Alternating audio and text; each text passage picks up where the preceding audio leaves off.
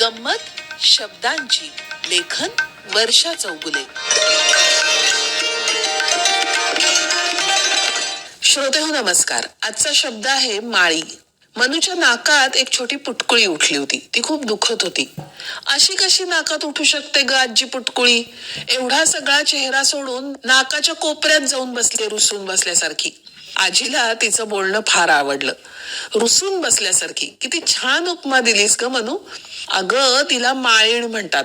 ती नाकातच येते.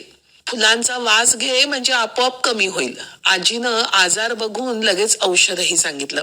माळीण म्हणजे माळ्याची बायको ना. आता तिला रुसायला काय झालं असेल आणि ती माझ्या नाकात का घुसली असेल?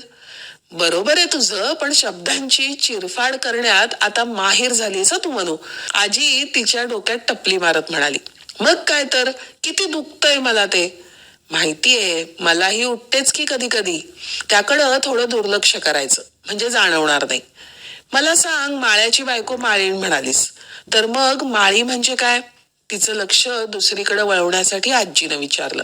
सोपंय, बागकाम करणाऱ्या व्यक्तीला माळी म्हणतात, म्हणून लगेच उत्तर दिलं. बरोबर, तसंच माळी हे आडनाव सुद्धा आहे. तुझ्या शाळेत असेलही एखाद्या विद्यार्थी किंवा विद्यार्थिनीचं.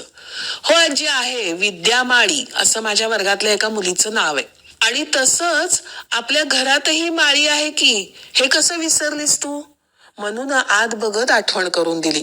विसरले नाही मी मनू, तुमच्या लक्षात येतंय का ते बघत होते. आता तुमच्या पद्धतीप्रमाणे तुम्ही हॉल, किचन, बेडरूम म्हणता. तसं आमचं सोफा म्हणजे तुमचा हॉल, आमचं स्वयंपाकघर म्हणजे तुमचं किचन, आमची पडवी म्हणजे तुमचा पॅसेज आणि आमची माळी, आतली खोली म्हणजे तुमची बेडरूम. आजीनं सविस्तर समजावलं. येस, आतली खोली म्हणजे माळी. ही घे मोगऱ्याची फुलं, त्याचा वास घे मधून मधून, म्हणजे तुझ्या नाकात आलेली ती माळीण थोडी कमी होईल. आजी, मला एक प्रश्न पडलाय. तो माळी, ती माळीण, मग त्यांचा मुलगा माळा का? फुलांचा वास घेत मनून विचारलं. नको, तिथं डोकं चालतं बघ तुझं मनू. दोन्ही शब्द वेगवेगळे आहेत. माळा म्हणजे माडी किंवा वरचा मजला.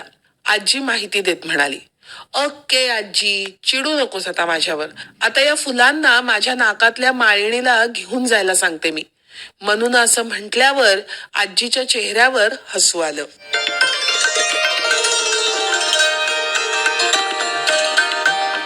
गंमत शब्दांची, लेखन वर्षा चौगुले, वाचन ऐश्वर्या बेहरे.